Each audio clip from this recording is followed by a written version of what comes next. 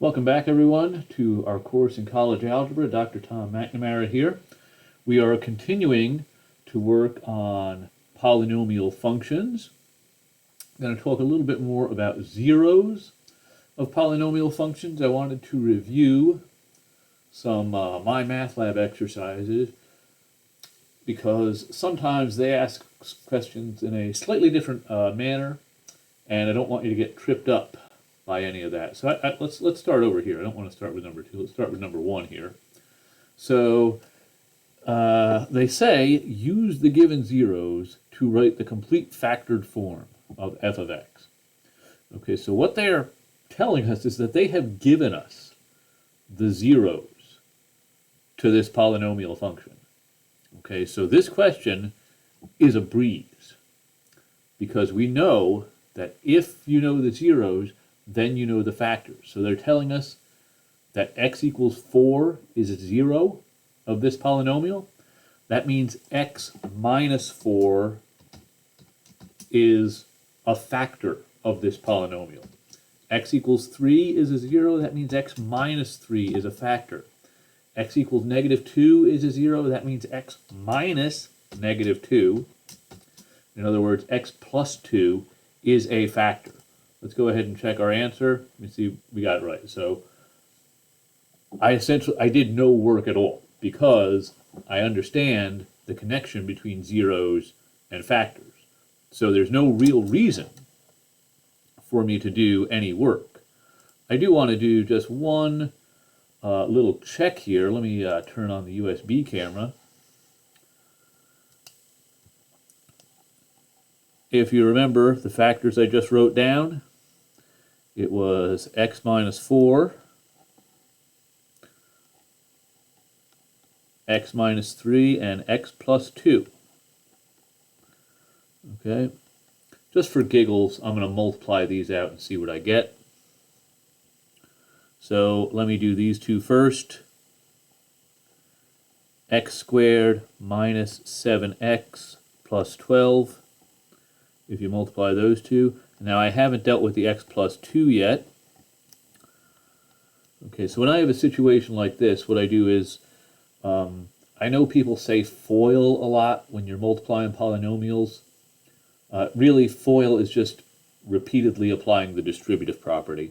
So that's what I'm going to do here. Distribute the x through. X cubed minus 7x squared plus 12x. Now distribute through the 2.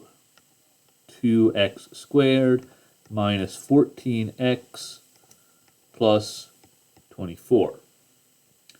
Notice I kind of wrote things in columns there to make it easier for me to combine like terms. So x cubed minus 5x squared minus 2x plus 24. Okay? And let's go and switch back. So remember this polynomial. X cubed minus 5x squared minus 2x plus 24. If we switch back, we can see that right there. Okay, so these factors really are giving us this polynomial. Okay, now I didn't even need to do that check. I just did it for, 1, a little practice with multiplying polynomials, and 2, to convince you of this connection that we've been seeing between factors and zeros. Now let me go to the next question here. It says, let f of x be a quadratic polynomial with leading coefficient 6. We'll deal with that later. Let's focus on this part here. Suppose that f of negative 4 equals 0 and f of 1 equals 0. That's just another way to say negative 4 is a 0. All right? Negative 4 is a 0. So what do we know right away? If negative 4 is a 0, that means x plus 4 has to be a factor of this polynomial. If x equals 1 is a 0, that means x minus 1 has to be a factor of this polynomial.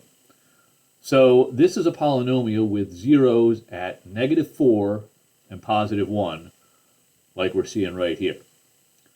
The only extra thing is, well, they want one with lead coefficient 6. Obviously, right now, if I were to multiply this out, I would get x squared plus 3x minus 4. You can check that very quickly. That has lead coefficient 1. So right now my lead coefficient is 1. You want lead coefficient to be 6? Fine. Throw a 6 in front. All right? Check it. See? Very easy question as well. Okay, so just remember that connection between zeros and factors, and a lot of these questions are a breeze. Okay? Here, look at what they're telling us. They give us this polynomial, we want to factor it. In other words, find the zeros, right? Finding the zeros, finding the factors, it's the same thing. They tell us that negative 6 is a 0. All right, so ordinarily, we'd have to make a list. If we wanted to find the factors, in other words, find the zeros, we'd have to make a list of possible zeros. This list would be kind of big because the constant term here is negative 60. We'd have to think of all numbers that go into negative 60 evenly, and there's kind of a lot. Right? There's 1, 2, 3, 4, 6, 10, 15, 30, and 60. That's a fairly long list. But they give us a little extra information to help us out. They tell us that negative 6 is a 0. Let's go to the document camera. And if they've given us that polynomial and they've told us negative 6 is a 0,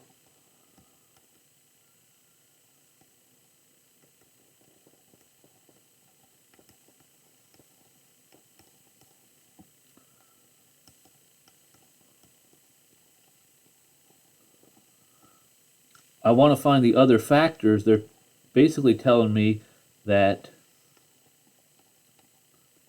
if I do synthetic division with a negative 6 over here, I'm going to find the other factor.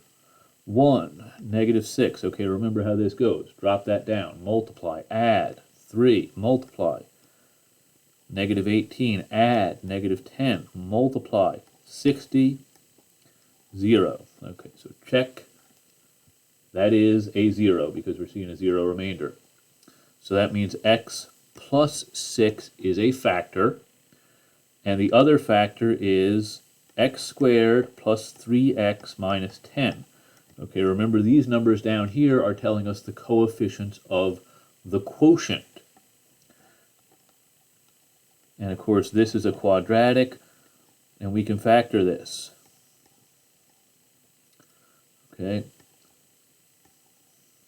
I believe it factors into x minus 2 times x plus 5, right? We're looking for two numbers that multiply together to give me negative 10, so one of them has to be negative, one of them has to be positive. If you add them together, you get a plus 3. These guys do the job. So we can see that is what we should put right in here. Minus 2 and plus 5. Check answer. Wonderful. Okay, see? Actually a very easy question. Telling us that this was a 0 actually saves us time because we know right away what on the list is going to give us a successful synthetic division. Okay, just one more to let you kind of see something here. The graph of f of x is shown. Estimate the zeros. State whether the multiplicities are odd or even. Okay. Can I make that bigger? All right. I'm guessing, no, it doesn't look like I can. But I'm looking here. I'm seeing a 0 at negative 3. I'm looking like we have a 0 at positive 3 as well. Negative 3, comma, 3. Let me check it. Is that right? Okay, great. The leftmost 0. Is the multiplicity odd, even, or neither? Or, well, I almost said neither. It can't be neither. The multiplicity is odd. How can I tell that? Well, the graph is going through the x-axis. Okay, and this is something we reviewed in previous videos. If you have an even multiplicity, your graph will touch the x-axis without crossing. odd multiplicity will cross. So let's check. Great. Is the rightmost zero, which is over here, odd multiplicity or even? Well, that's even. How do we know? Because the graph touches without crossing. Okay? So sometimes they might change up the wording slightly, but remember, everything that they'll be asking you in these My Math Lab questions boils down to what we have already discussed in the previous videos about the connection between zeros and factors. So, very powerful ideas. Just look for applying those in all these scenarios, okay?